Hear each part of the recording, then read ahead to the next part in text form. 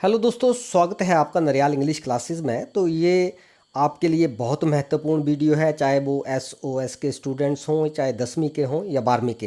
हालांकि मैं इसमें 10वीं की जो policy for tabulation of marks है उसको डिस्कस करूंगा, लेकिन प्लस टू की भी आनी है तो प्लस टू को भी ये वीडियो देखना पड़ेगा कि किस तरह से मैट्रिक वालों को मार्क्स लगाए जा रहे हैं। मैं जो मेन पॉइंट्स हैं उनको हाईलाइट करूँगा। तो जैसे ऑब्जेक्टिव क्राइटेरिया एचपी बोर्ड का जो है, इसमें जो प्रैक्टिकल मार्क्स होंगे वो तो स्कूल के द्वारा लगाए जाएंगे, फिर इंटरनल असेसमेंट भी स्कूल के द्वारा लगाई जाएगी, फिर 9th क्लास का एग्ज़ाम है उसके मार्क्स काउंट होंगे, उसके बाद फर्स्ट टर्म एग्ज़ाम है, सेकंड टर्म एग्ज़ाम है, फिर प्री बोर्ड एग्ज़ाम है, उनको देखा जाएगा। इसी तरह मार्क्स ऑब्टेन्ड इन मैट्रिकुलेशन हिंदी पेपर, तो हिंदी का पेपर तो चेक होगा, तो उसके भी मार्क्स किस तरीके से लगेंगे आगे मैं आपको बताता हूँ। रिजल्ट टेबुलेशन कमेटी बनेगी। अब उस कमेटी में कौन कौन से मेंबर होंगे तो ये आप पढ़ सकते हैं वीडियो पॉज करके। प्रिंसिपल है, क्लास टीचर हैं, ट्रेन टीचर है, फिर डेटा ऑपरेटर है, एग्जामिनर इंचार्ज है। तो इस तरह आपकी कमेटी बनेगी और ये कमेटी का रोल रहेगा, इसको आप पढ़ सकते हो। मैं तो मेन चीज़ें आपको बताऊंगा। तो प्रोसीजर क्या रहेगा असेसमेंट का, तो 100 मार्क्स जो हैं वो पर सब्जेक्ट मैक्सिमम मार्क्स रखे गए हैं, जिसमें आईएनए भी आ जाएगा, प्रैक्टिकल भी आ जाएगा और थ्योरी के मार्क्स भी आएंगे। ठीक है, तो ये वाला प्रोसीजर है। अब देखते हैं मार्क्स लगने कैसे हैं, उसके लिए भी दे रखा है यहाँ पर क्राइटेरिया। तो 5 तरह से मार्क्स लग रहे थे पहले। जैसे किसी पेपर में थ्योरी के 85 थे तो 15 आईएनए के लग रहे थे तो 100 हो गए। तो कोई पेपर थ्योरी का 60 का भी था, कोई 50 का था, कोई 35 का था, कोई 25 का भी था। अब इसको कैसे किया जाएगा इस बार, यहाँ पर देखिए मैं समझाता हूँ आपको बड़े अच्छे तरीके से। जैसे मान लो थ्योरी का आपका 85 मार्क्स का पेपर है कोई थ्योरी का, तो उसमें 9वीं क्लास के आपको 10 नंबर मिलेंगे, फर्स्ट टर्म एग्ज़ाम से 15 मिलेंगे, सेकंड टर्म एग्ज़ाम से 15 मिलेंगे, प्री बोर्ड एग्ज़ाम से आपको 40 मार्क्स मिलेंगे, यानी कि ज़्यादा मार्क्स प्री बोर्ड का रिज़ल्ट देखकर मिल रहे हैं। और हिंदी का पेपर जो चेक होगा उसके आपको 5 मार्क्स मिलेंगे। हिसाब से जैसे 85 कैसे बनेगा आपका, 9वीं के मार्क्स लगेंगे, 10 लग गए, 15 लग गया फर्स्ट टर्म एग्ज़ाम का, 25 हो गया, 15 लग गए आपके सेकंड टर्म एग्ज़ाम के तो 40 हो गए, 40 लग गए आपके प्री बोर्ड के 80 हो गए टोटल मिलाकर, और 5 लग गए हिंदी के तो 85 हो गए। तो इस तरीके से मान लो अगर आपका 85 नंबर का थ्योरी का पेपर है तो इस तरीके से 9th first term second term pre board और एनुअल एग्ज़ाम से आपको मार्क्स मिलेंगे, और आईएनए के हैं 15। तो इस तरीके से आपके टोटल 100 मार्क्स हो जाएंगे। अगर आपको नहीं पता चल रहा है आप कमेंट सेक्शन में जाकर मेरे को कमेंट कीजिए, मैं आपको बता दूंगा, उसका रिप्लाई दूंगा। तो इस तरीके से मार्क्स मिलेंगे। तो ये क्राइटेरिया है। अब यहाँ पर आप पढ़िए ना 9th क्लास का क्या दे रखा है। अगर किसी कैंडिडेट ने 70% लिए 9th क्लास में तो उसको 10th में कैसे लगेंगे उसके मार्क्स। तो अब 9th क्लास के लग रहे हैं 10 मार्क्स, यहाँ पर मैंने आपको बताया। यहाँ पर देखिए आप 9th क्लास के आपको लग रहे हैं 10 मार्क्स।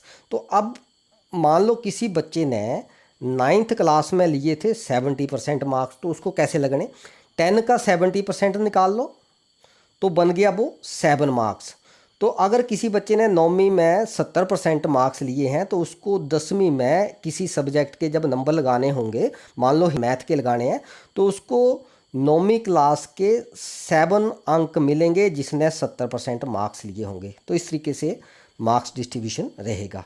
तो इसी तरह फर्स्ट टर्म एग्ज़ाम का भी दे रखा है। अगर किसी बच्चे ने फर्स्ट टर्म एग्ज़ाम में 55% मार्क्स लिए हैं तो उसको 5 का 55% निकाल लो तो उसको 2.75, यानी कि राउंड फिगर में उसको 3 मार्क्स लगेंगे, क्योंकि मार्क्स लगाने हैं फर्स्ट टर्म एग्ज़ाम के। यहाँ पर आप देखो तो फर्स्ट टर्म एग्ज़ाम के आपने 15 मार्क्स में से या 5 मार्क्स में से आप दे रहे हैं, तो इस तरीके से डिस्ट्रीब्यूशन होगा।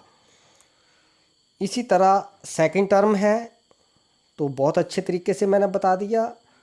इसी तरह प्री बोर्ड का है, अगर किसी बच्चे ने 55% लिए तो 35 का 55% निकाल लो, ये बना 19.25, यानी कि इसको जब राउंड फिगर में निकाला जाएगा तो बच्चे को 20 मार्क्स साइंस सब्जेक्ट में प्री बोर्ड के लगेंगे अगर उसने प्री बोर्ड में 55% लिए होंगे। तो स्टूडेंट्स ये तो मैथमेटिकल फार्मूला है, इसको आप इजीली कैलकुलेट कर सकते हो। इसी तरह एनुअल हिंदी के पेपर में किस तरह से 5 मार्क्स की वेटेज है, क्योंकि 5 मार्क्स हिंदी के लग गए ना, और बाकी का जो है वो 9th का भी लगेगा, first term second term pre board. तो इस तरीके से मार्क्स जो है वो बच्चे को लगेंगे। तो ये है students criteria. The following is the subject wise maximum marks distribution. अब इंग्लिश की देखें ना तो थ्योरी 85 की होगी, ठीक है। इसी तरह साइंस की थ्योरी जो है वो 60 की होगी। तो नौवीं का उसको नौवीं के एग्ज़ाम के 10 मार्क्स, फर्स्ट टर्म के 5, सेकंड टर्म के भी 5, प्री बोर्ड के 35, एनुअल के हिंदी के 5 और INA के 15 और प्रैक्टिकल के 25। तो इस तरीके का उसका टोटल स्कोर हो गया 100 मार्क्स। तो ये है, इसको आप वीडियो पॉज करके आराम से देखिए, आपको बड़ा अच्छे तरीके से समझ आ जाएगा। कोई बहुत टफ क्राइटेरिया नहीं है ये। तो ये सारे सब्जेक्ट का दे रखा है। अब बात करते हैं हम नेक्स्ट पॉइंट। ये पहले आप सब्जेक्ट देख लो, सभी सब्जेक्ट का है डिस्ट्रीब्यूशन, बहुत ही इजी है। अब candidate not appeared in any assessment examination. अब किसी बच्चे ने एग्ज़ाम में वो अपीयर ही नहीं हुआ असेसमेंट के एग्ज़ाम में, तो उसके लिए क्या है, ही और शी विल बी अवार्डेड 33%। ये है बात नोट करने वाली। अगर कोई बच्चा अपीयर नहीं हुआ तो उसको मिनिमम मार्क्स मिलेंगे 33%, यानी कि पास मार्क्स उसको दिए जाएंगे। इसके बाद ये आप वीडियो पॉज करके पढ़ सकते हो। Total theory marks shall not exceed minimum pass marks, यानी कि बच्चे को पास मार्क्स से ज़्यादा अंक नहीं मिलेंगे।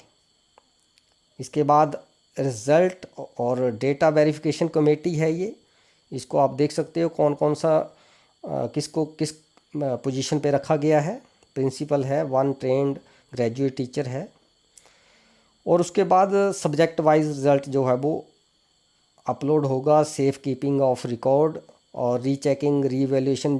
To take exam in additional subject are 291 in numbers. अगर किसी ने एडिशनल एग्ज़ाम का सब्जेक्ट का पेपर देना है तो 10वीं में 291 है ऐसे बच्चों की संख्या, तो उनको अब मिनिमम पास मार्क्स मिलेंगे।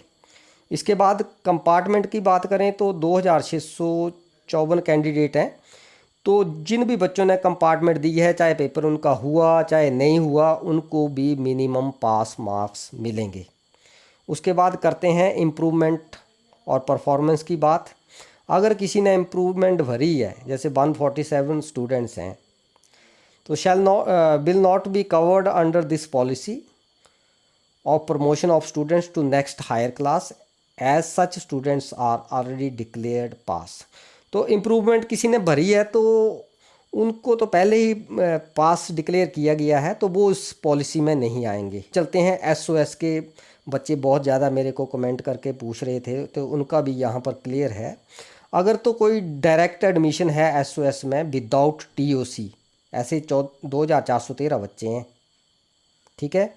और दूसरा, अगर किसी ने इम्प्रूवमेंट भरी है, ऐसे 2470 बच्चे हैं SOS के, और एडिशनल सब्जेक्ट के 111 और कंपार्टमेंट के हैं 8525 और full subject with TOC previously regular. तो इस तरह के बच्चे भी हैं 1410। अब इनको कैसे पास किया जाना है, यहाँ पर देखिए, serial number 1 and 2 will not be promoted. अब ये जो 1 और 2 कैटेगरी है, इनको प्रमोट नहीं किया जाएगा, यहाँ पर साफ दे रखा है, to next higher class. However the board will conduct examination of these students as and when the conditions are conducive to hold the examination. तो ऐसे बच्चों को दोबारा पेपर देने का मौका मिलेगा जैसे ही स्थिति नॉर्मल होती है। इसके बाद नंबर 3 पर जो एडिशनल सब्जेक्ट है उसकी बात करते हैं। अब जो एडिशनल सब्जेक्ट है, candidate appearing against 3, that is additional subject, will be awarded minimum pass marks।